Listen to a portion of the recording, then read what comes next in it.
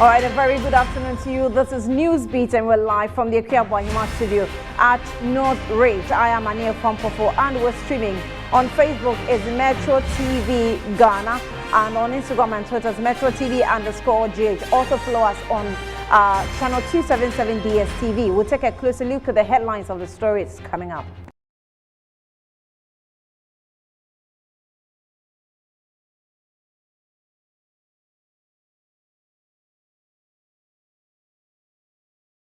Floodwaters now receding in parts of Weija, days after causing widespread destruction in the community.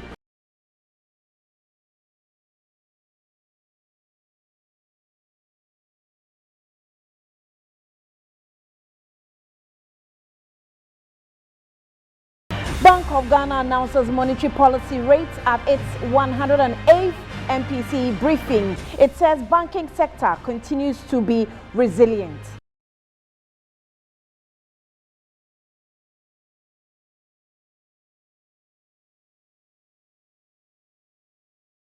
And on the foreign front, Burkina Faso coup leader Ibrahim Traoré has assumed the presidency following last week's seizure of power by military officers. We'll bring you details of the story later.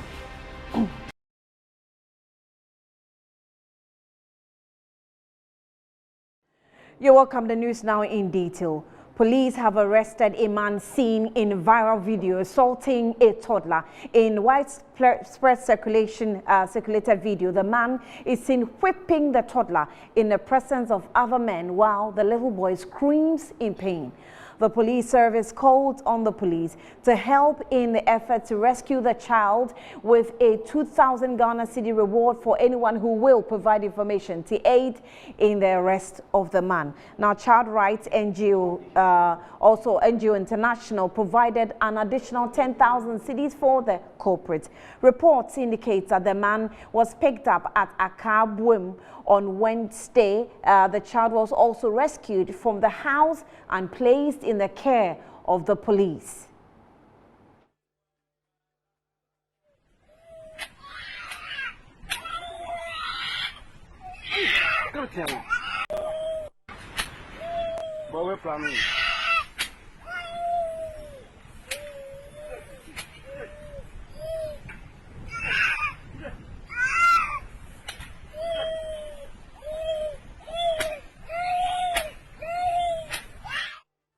I'm sure you must have seen that video circulating on social media. Just in case you have anyone living around your community treating a child the way you see in this video, prompt Metro TV so that we can also prompt authority. We need to save the children from persons like these.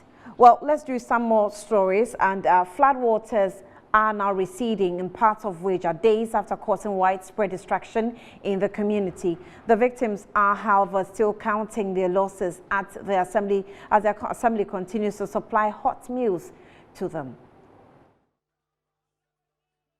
The devastation is huge. Communities in Ashalaja, Mahia, and Obom in the Ghana South municipality of the Greater Accra region were submerged by Sunday's floods. Official records say over 2,000 persons have been affected. Currently, most of these victims are sheltered in school and church buildings, while others are seeking refuge with friends and relatives. The Ghana South Municipal Assembly has been supplying hot meals to the affected residents. Thursday morning, the waters have begun to recede. Residents blame the situation on the indiscriminate construction on waterways and the encroachment of buffers of the Densu River and Weija Dam.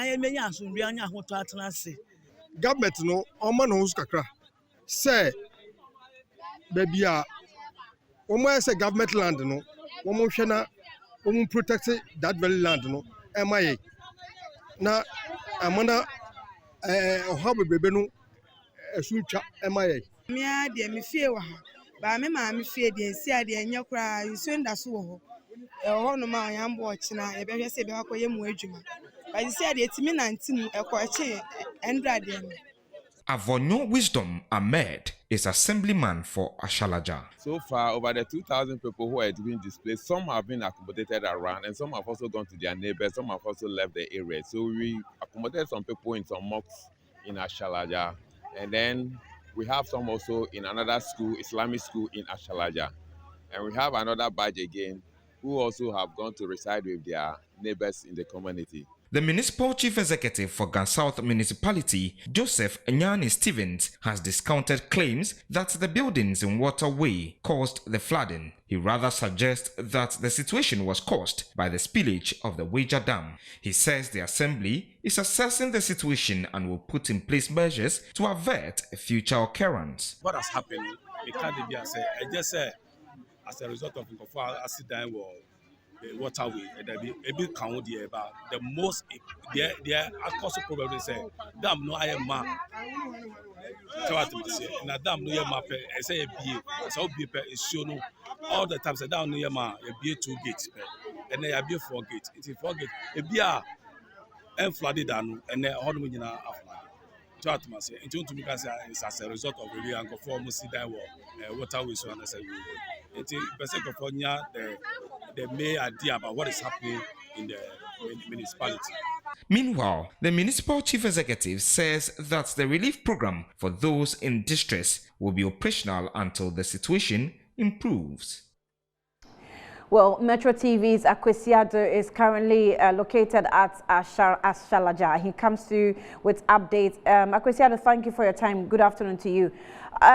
Where you are, have you, taken any reports of maybe some casualties? Not yet. There are no casualties yet as a result of the flooding situation in this particular community. Right. So what else can you tell us? What's going on? Okay, so Annie, days after the flooding situation occurred, flood waters here have begun to recede. And then the residents who flee the area to seek shelter elsewhere have started coming back to their various houses. Now, since morning, I have been touring with the assembly member of the community. And in fact, Annie, if you can see clearly, we have most items of the residents heavily destroyed by the flooding situation. In some of the rooms I entered, in fact, we could see clearly from the markings on the walls that at the point the flood waters rose above the beds that people were lying on. And so people have been accounting to me how they were able to manage and then look out for places that are quite high in order to prevent any drowning situation. And then again, we just heard the Gasau MCA insisting that the flooding situation wasn't mainly caused by people erecting buildings in waterways. Where I stand currently is supposed to be the WAF or a reserve area for the Ghana Water Company Limited. But when you get here, then when you move around, you see that people have actually trespassed and then began raising buildings and then structures in this particular area. Now, you watch and see. This vehicle here might have come to this area, obviously, to offload some building materials at this particular site, but has not been able to move because of the flooding situation.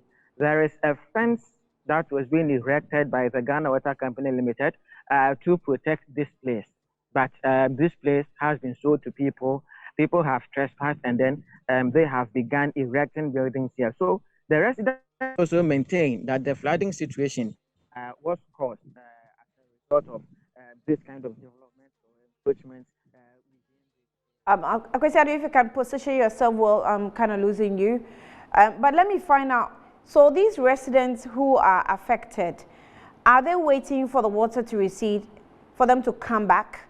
And also, are there more people who are still putting up buildings in this area? Yes, so the people who were affected, as I did indicate earlier, have started moving back to their houses. They come back to monitor events and then check out how their houses are faring. And then if it's quiet, it looks like they can still come back and then inhabit in them. They begin doing some cleanings and then drying their clothes. But those who still have some level of waters in their houses, they come and then they return to the places they are currently being sheltered by the assembly. And then, just as I also mentioned, people are actually erecting buildings in the buffers of the Densu River here at Ashalaja. And then the assembly member has been expressing a deep worry about the situation because the whole area was being fenced by the Ghana Water Company Limited. But as I speak now, the fence has been completely broken, and then people have gotten access to the reserve zones and then erecting buildings, regardless of the fact that the place is waterlogged. And this fence was broken by the people or maybe by some flood situation? By the people, not as a result of the flooding situation, because there are heaps of sand and stones here, and there are various buildings up to various stages of completion also at this particular place. Right. Akwesi, thank you for coming through, and he is Metro TV's correspondent coming through to update us on the flooding situation. Now, let's do some flood stories. And 4 basic schools in New Jobbing North Municipality in the Eastern Region have been closed down. Over 2,600 people have also been rendered homeless by floods that submerged many houses. Municipal Chief Executive Comfort Asante, who addressed the media in Koforidua, appealed for help. 686 persons have been displaced. This is made of 977 children, 489 males and 1,708 females. Records available from the Eastern Region Coordinating Council indicate that the last time floods of such magnitude occurred was in 1963 when the River Densu overflowed its banks. According to regional authorities, there was massive destruction to life and property. Addressing the media at a press conference in Koforidua, Municipal Chief Executive Comfort Asante said the flood situation has led to the shutdown of some educational institutions. Those whose homes have been affected, at least for now, they are being housed in our school classroom blocks, mosques, and we have a students in town who were not affected, so some are still logging out with their parents. She pleaded with the international community, government, non-governmental organizations, civil society and private organizations to come to their aid.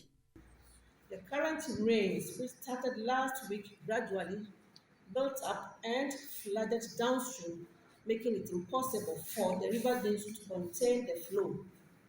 Matters got worse on Sunday, 2nd October 2022. Thereafter, the Assembly, in conjunction with the National Disaster Management Organization, the Regional Highways, Urban Roads Engineers, Municipal Security Council, our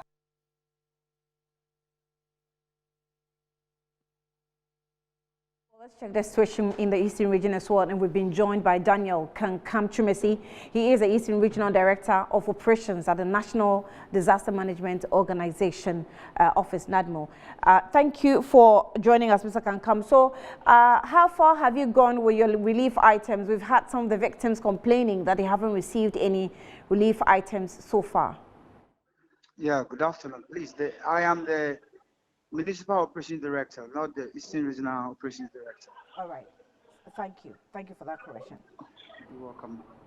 All right. Please, so we've sent our data to our regional secretariat, and they forwarded it to our national secretariat. So we are waiting on our national secretariat to receive adequate relief items to be given to the victims. The municipal chief executive yesterday had a press conference and was pleading with, appealing with international bodies and philanthropists to help us with relief items so that we can properly relieve the victims. That's where we are currently now. So victims currently have no hope until these relief items reach them? From what happened yesterday, there is still hope What we have in our stores have been released to the municipal assembly. So we are waiting for the municipal assembly to also top it up so that we can give it to the victims. So currently, where are the victims? Have you, putting any measure to safeguard the situation until the relief items come in? Yes, please. Some of them are in schools, sleeping in classrooms. Some of them are sleeping in churches, mosques, and we visit them daily. We provide them with potable water, place of convenience, and a shelter. You visit them daily? I said we visit them daily. We provide them with water, potable water, since their water was hugely affected, contaminated. So yesterday we sent potable water to the place for them to start using it. Is this a place that normally is affected by floods? No, please. As for Akwedum, it is not a flood-prone area. But for Asokore and the other places, Fijuazi, Oyoko, those places that were affected, those places are mainly flood-prone areas. But as for Akwedum, where it's flooded recently, is not a flood-prone area. And so, what do you think has caused the situation? I think it is because of the heavy downpour. Just heavy downpour? And probably because what happened at Akwedum, honestly speaking, that day when the flood occurred, there wasn't rain at Akwedum precisely. It rained at the Achim area, that is the Eboko North, Eboko South. So the water came from that like upstream. It wasn't here. So probably human activities might have contributed. So when you say human activity, let me just land here. Is it something that could have been contributed by mining activities, what we call galamsey? Precisely. We'll get back to you as you also wait for relief items. So that is Daniel Kankam Chung coming through. He is the Municipal Operations Director with NATMO. That is the flood-prone situation. But the updates I'm also getting is that it's in connection with efforts to arrest the suspect in child abuse video, and it says the police is following up a number of leads as part of the ongoing investigation to track down the individuals involved in the child abuse video, which has gone viral on social media. No confirmed arrest, please take note, no confirmed arrest has been made in connection with the case. Now, our intelligence also teams and experts from the police cybercrime unit are working around the clock to resolve the case. We're also working on the public for further information that could help the search and rescue the child and the arrest of the perpetrator. We therefore urge anyone with credible information on the development, and the person should contact the police on 0243 089 991 0243 0243 809 991. So that's the contact to reach the police, or just in case you have there's a widespread information that this gentleman has been arrested, but the police has come through to give us updates that indeed the man has not been arrested yet. And so if you have any information, please contact the police and let us also know if there's anything that you want to give away. We can also assist as Metro TV. Now let's do some more stories. And several homes in Okankwe South constituency have also been summoned by environmental health officials of the Accra Metropolitan Assembly during the routine visit, which forms part of the Operation Clean Your Frontage initiative. Shadrach Odamiejari is on the grounds and joins us live for updates on what's going on. Shadrach, thank you for your time. Good afternoon to you. And on the 4th day, we are here in North Kaneshie. We've been to Swan Lake, and then this is the Ogo Road. So households that are having their frontages or buffers unclean with choked gutters, gutters that are choked with filth, have been called out to desilt their drainage. So when you check behind me, you will see that people are working to get the filth off the gutters, from sand to plastic bags. This house was actually summoned, and then they've been asked to take it off. You have some organizers ahead who have also been tasked to clean their frontages and then desilt the choked gutters.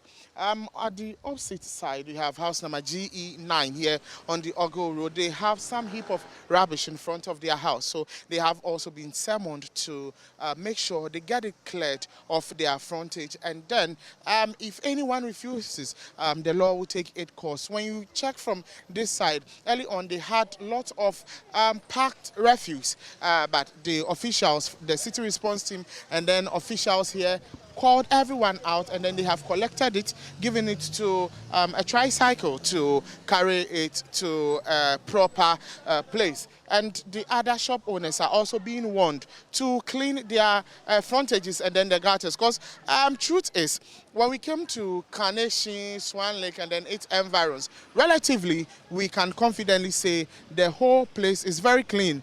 People have cleaned their frontages and then their buffers before we came in. So, relative on the whole, we can say that these places are cleaner than the places we visited in the previous days. But for the few places that have some choke gutters and then unclean frontages, almost every household has cleaned their frontage. Everywhere is neat.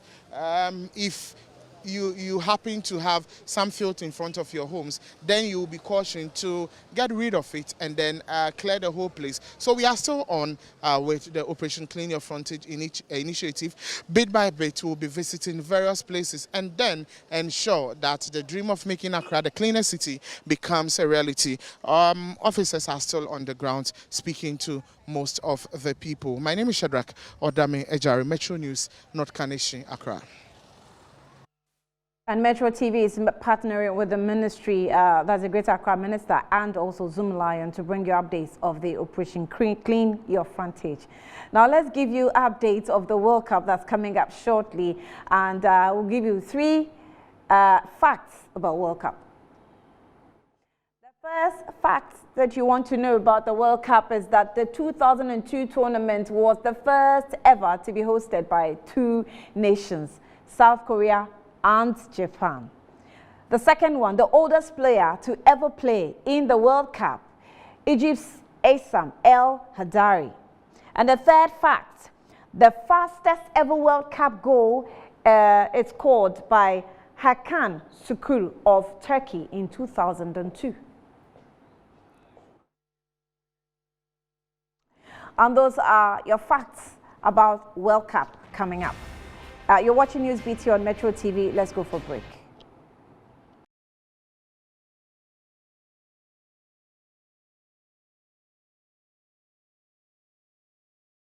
Welcome back to the news. Now, President Akufo-Addo has reiterated his pledge not to shield any of his appointees found derailing government's efforts in fighting Galamsey. He did not mince words while engaging MMDCs and chiefs that should they be found complicit, they will pay a huge price for their involvement in the illegal mining fight.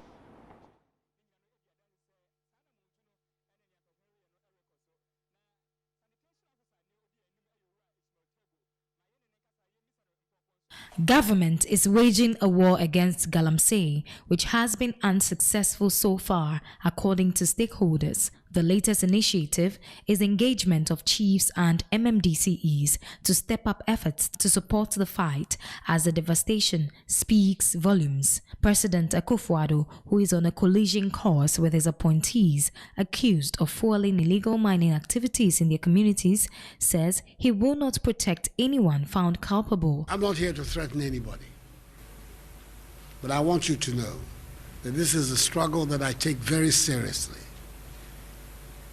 And I will not be in a position to protect anybody against whom evidence is marshaled to show their complicity. I won't do it. I don't operate with rumors. I'm a lawyer. So I'll always be dealing with facts. But if facts are brought, you will be invited to comment on it. Already, one of them, the district chief executive for Bosome-Freo in the Ashanti region, has his head on the chopping block. Your colleague in Bosome-Freo, there have been public accusations about his involvement. He's been summoned by the Minister for Local Government to come and answer. Unfortunately for him, it has coincided with the death of his wife. And apparently tomorrow is the first week, the 1 week celebration. So he has not been able to respond. But when the 1 week celebration is over, he will have to respond. And depending on the quality of his response, we will decide what the future holds for him. But that is the process that we're going to apply to anybody against whom allegations are made. An opportunity will be given to you to respond. If the response is not satisfactory, you can guess for yourself what the consequences will be. The fight is stepping up efforts to recover exploited lands, but President Akufo-Addo says the political cost is huge. I'm aware that in the last election, it cost us, especially in the Western region. Most of the mining communities in the area turned their back on us. I think there are just two exceptions, Takwa and Bibiani. The rest turned their backs on us. So there is a political cost to the fight we're waging. It's a cost we should be prepared to pay in the interests of Ghana. Though the president is unfazed, he has asked the chiefs and leaders at the various assemblies to support the fight. Now, the Ghana Cocoa Board has increased the producer price of cocoa to 800 cedis effective Friday, October 7, 2022. The 21% increment follows mounting pressure on government by CSOs and the minority caucus in Parliament, who lamented that the low amount paid for cocoa is compelling farmers to sell their farmlands to illegal miners. Minority caucus in Parliament on Wednesday briefed the press on an urgent need for government to increase the producer price of cocoa due to the increasing cost of living and worsening cedi-dollar exchange ratio. The caucus further stressed the situation has forced farmers to lease out their cocoa farms to illegal miners. Government should not announce any price below 1,000 Ghana cedis per bag. In other words, 16,000 Ghana cedis per metric ton. Ghanaians are all witnesses to the historic depreciation of the Ghana cedis. In the year 2021-2022 crop season, Cocoa Board used an exchange rate of 6 cedis to $1.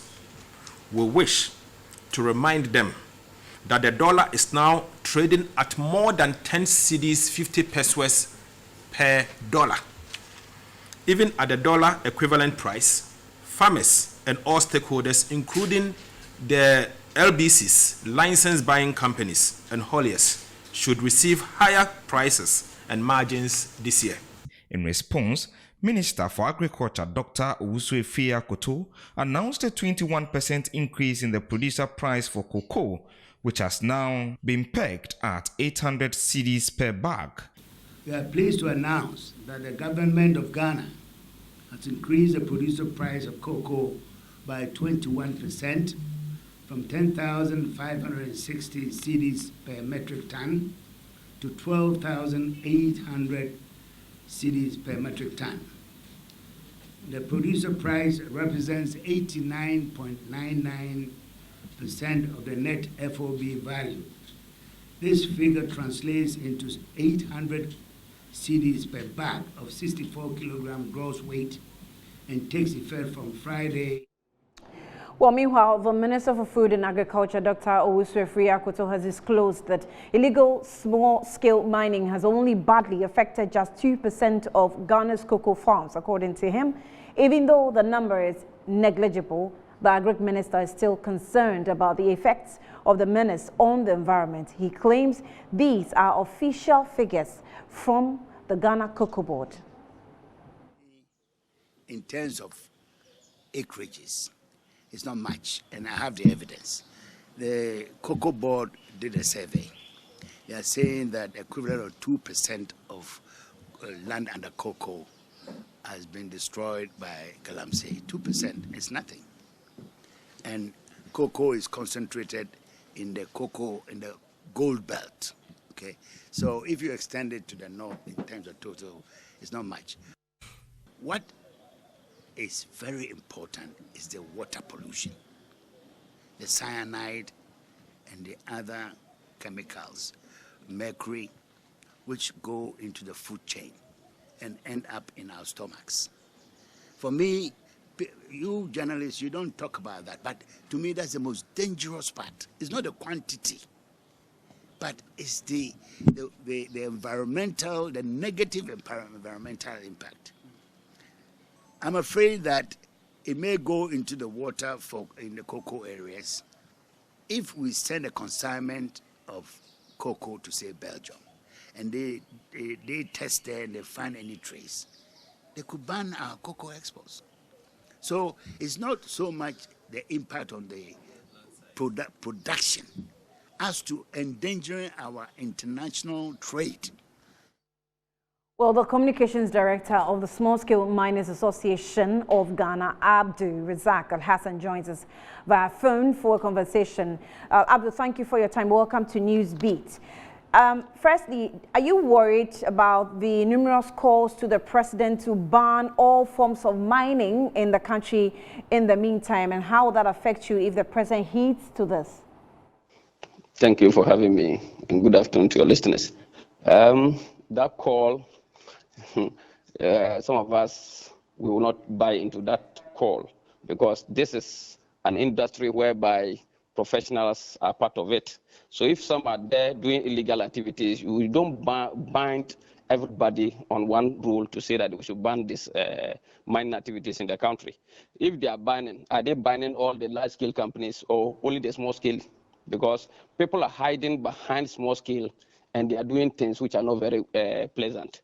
Because if you watch what is going on, all the necessary tools that we are talking about, I think those destroying the forest reserves and the water bodies, it cannot be small-scale miners, but rather the large-scale companies, because they are the people or the companies who has the right to enter into the forest. So anytime that we are talking about mining and we put us together, sometimes it is very disheartening, because these small-scale miners, I mean, how do you classify a small-scale mining? Is it by the equipment they use or by the size of their concession?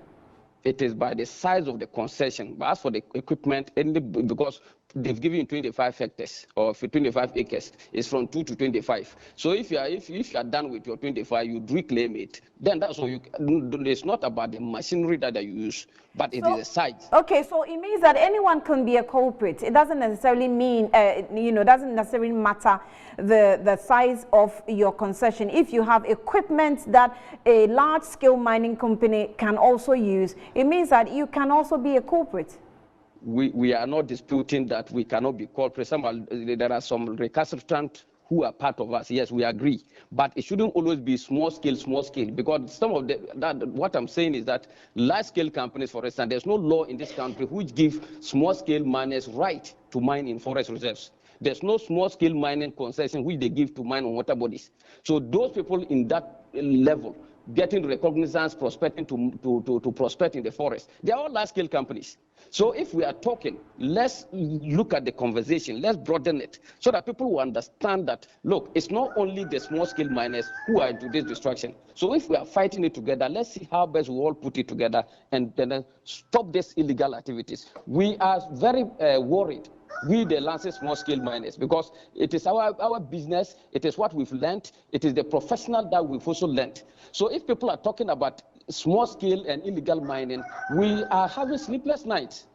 So we are also happy with the way Galamsey is destroying the environment and the water bodies and then the forest reserves. So if we, all of us, like the call that President have called, everybody should come on board. I think it is the call in the right direction. And does the meeting by the President gives you any hope? Oh, to us as an association, we've seen that it has given a hope because the way he spoke yesterday means that he's going to stop the way of this centralizing the whole thing to the decentralization way of it, because it was top-down approach that they were using, because everything was done at Accra. Operation Vanguard, Operation Holt, Operation what, and then Galamsey all, they were constituted in Accra and they came down to the field. Meanwhile, the DCEs, the regional ministers, all of them are having securities which they preside over. And these people come from Accra, national security, they will just come to your territory. They will not even communicate to the DCs and other districts. But now that the president has spoken to them, it means that nobody can just move from Accra and come and say, oh, I'm from national security, I'm from this, so we are coming to do your own thing. You will come and make sure that you liaise with the district chief executives and then the regional ministers to see how best this fight can set off. And the chiefs to be involved now. It will show a direction. So we have hope. The only thing we still hope that President, we are the industry players, we need to also meet the President so that we also come out with modalities and our frustration so that he will understand the system. Then we all move together. Abdul Razak Al Hassan is a communications director for Small Scale Miners Association. Thank you for speaking with Newsbeat here on Metro TV. Let's now talk about breast and the cancer that can affect it.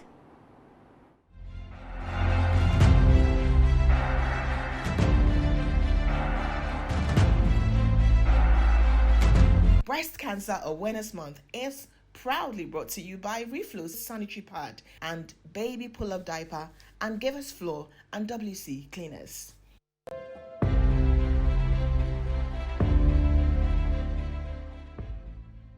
Talk to your doctor about the benefits and risks of screening. Together, you can decide what breast cancer screening strategies are right for you. Together, we rise. It's now time to bring you business right here on Newsbeat. My name is Winston Taki. And now to a first business story. The Bank of Ghana Monetary Policy Committee has adjusted upwards the policy rate by 250 basis points to 25.5%.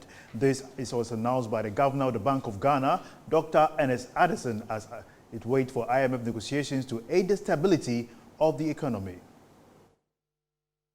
The Policy Committee recognizes the fact that the current condition is suboptimal and will be interim until agreements are reached on an IMF-supported program.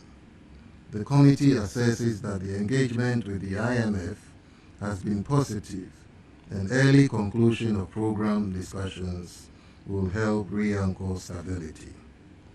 The outlook for the Ghana cedi has improved, aided by the recent disbursement of the loan from Afrexim Bank of $750 million, the signing of the syndicated cocoa loan of $1.13 million, and the agreement with gold and oil companies to purchase the repatriated foreign exchange earnings, estimated at $83.9 million so far. All of these should help to stabilize the Ghana cedi. Inflation remains elevated, and the balance of risk is on the upside. Although the forecasts are for monthly inflation to continue to slow down, the risks are on the upside, emanating largely from the pass-through effects of the currency depreciation, the recent upward adjustment in utility tariffs, and rising inflation expectations. The committee remains committed to re-anchoring inflation expectations and returning to a disinflation path. Under the circumstances, the Monetary Policy Committee decided to increase the monetary policy rate by 250 basis points to 20. Now, to bring more light to this issue, now that the policy rate has been increased, we have joining us online Courage Botiu, who is an economist. Good afternoon. Welcome to Newsbeat. Hi, good afternoon. Help us understand, now that the policy rate has been adjusted upwards, there's been calls by industry for it to be maintained. What would it mean for the financial sector going forward? Well, I think it's quite a surprise. It's quite a surprise because we were not expecting a hike, let alone that significant one. I think the fact of the matter suggests that month-on-month inflation seems to have been slowing down, even if the headline is still rising. It appears that the Bank of Ghana is more motivated at this point by the fact that, and they have confessed to it themselves, and I guess it's necessary, that they have been monetizing the deficit so far this year. Government have lost access to the international capital market with the talk about debt restructuring and all the uncertainty.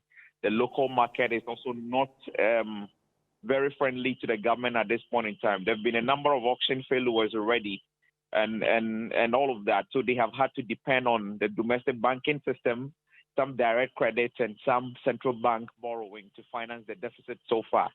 I guess that in itself is very inflationary. They allude to it that it's not suboptimal. And so I guess the actions now are how do we reduce the effect of that on inflation really?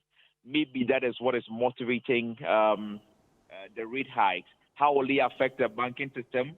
Cost of credit is likely going high again. We've seen some tightening in the credit stance already and advances probably to industry, individuals, and that. I mean, the growth rate is kind of slowing down. We will see some increase in the cost of credit again with this action, which might mean that, I mean, individuals who are looking for capital or businesses who are looking for capital to expand would have to pay a little bit more than. Correct. You know, initially we got inflation rate going up now about 35% and all that. But consistently, how can we go this direction where policy rate has always been the tool that the Bank of Ghana have found it necessary to be controlling inflation? Well, so that is their main policy tool. Of course, there are a number of other policy tools they could use, and they've used some in the past. For instance, a big cause of the inflation, you would say, is depreciation. What is their policy action to try to help solve that? Beside the liquidity inflows and their forward options and the cocoa loans and the other FX injections, they are looking at building up a stock of gold reserve as a way of managing the FX outlook. Those are other options available to them. But at this point in time, I think the inflation goes to tackle directly the demand side of things. And that is the most logical, probably, approach to solving the inflation while deploying other supporting policy tools to try to bring it down. So it will be a combination of policies. I mean, of course, their main policy tool being the lead here and then the others to follow. All right. Thank you, Courage Botiu, for that insight. That will be all for business here on Newsbeat. My name is Winston Taki. Phil John Corte is standing by with sports. Phil? Listen, thank you very much. Up next, we'll bring you the latest.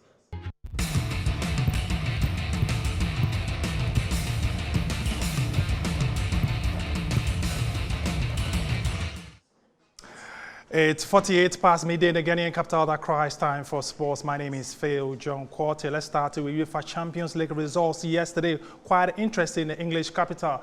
But meanwhile, Salzburg managed to beat Dinamo Zagreb by 1-0. In London, Chelsea had no mercy on AC Milan.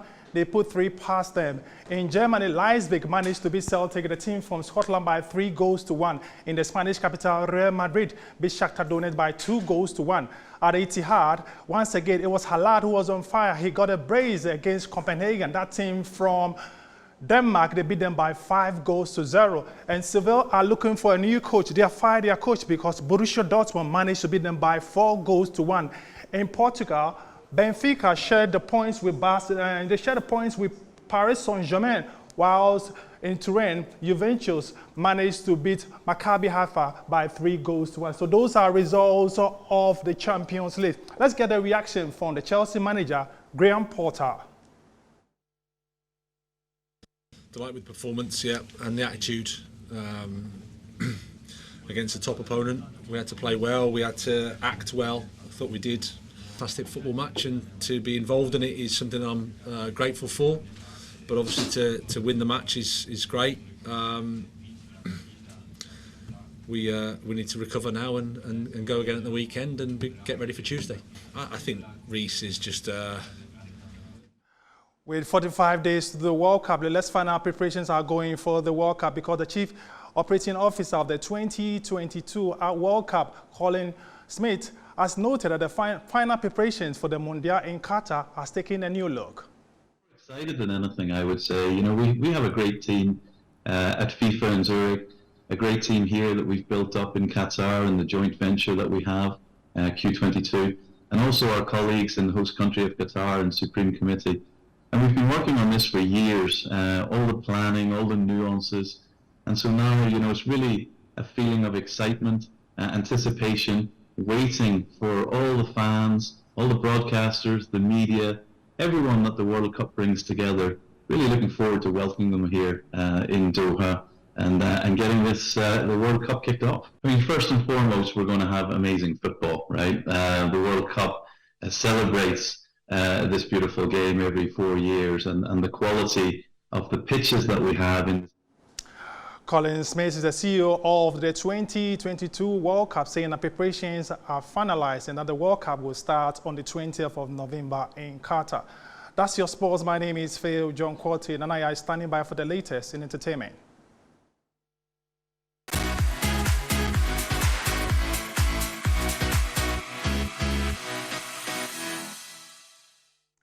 My name is Nanaya Tanawach, and as a very first story, filmmaking in Ghana began to increase in the 1950s, and yet still there's more room for improvement. Business manager of Silverbird Cinema, Nanaya Chumberima says another way for producers to gain profit from their craft is to collaborate more with other producers. Film producers say producing movies in Ghana is a Herculean task. Financing a project is a challenge, and many are unable to surmount. Film analysts say due to the challenge with financing, most Ghanaian movies are what they call one-man productions. These movies do not last in cinemas due to poor quality, resulting in inability to raise the needed funding for production. Branch manager of Silverbird Cinemas, Nanaya Chumberima, suggests collaboration to deal with the challenge. Imagine Sparrows, Venus, YN Production, Kofas Media coming together to do a movie. I don't think Netflix can even say no to such a movie. So this is what we look out for, that collaboration with our producers, our directors. Once we get to work together, I think there's no way we can't take these movies. Else, they're just going to be on our Ghanaian screens. It won't travel beyond this country, and then it's dead on arrival. So I'm expecting to see a lot of collaboration like Kofas and Peter did with Away Bus. That was a great one. I expect to see a lot more of that in the coming years.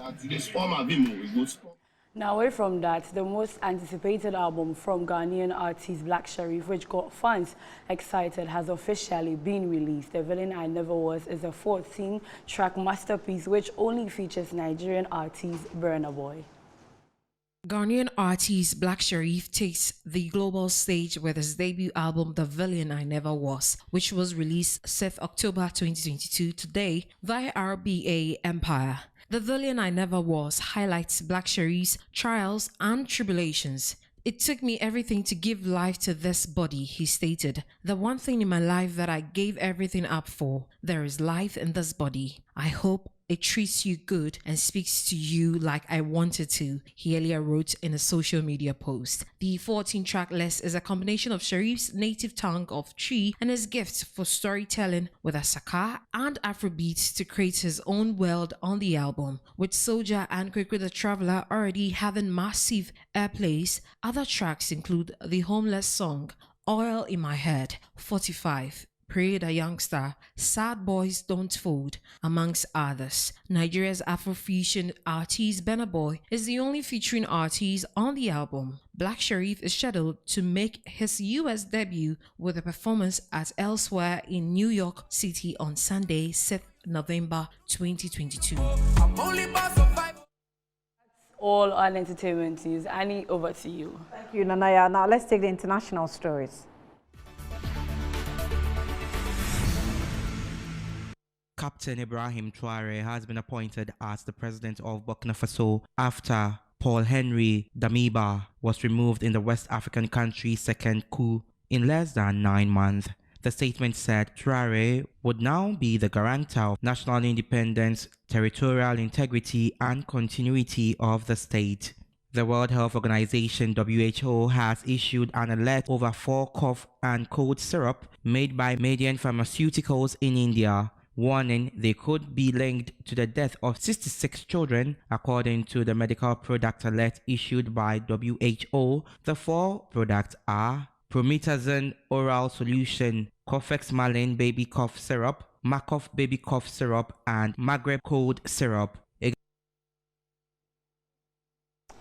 And that's what we have for you this afternoon. Newsbeat came to you live from the Akua Bohema studio at North Ridge. Also follow us on channel 277 DSTV. Join the Ignite Media as we fight against breast cancer. Just make sure that you grab a breast this month and save it from cancer.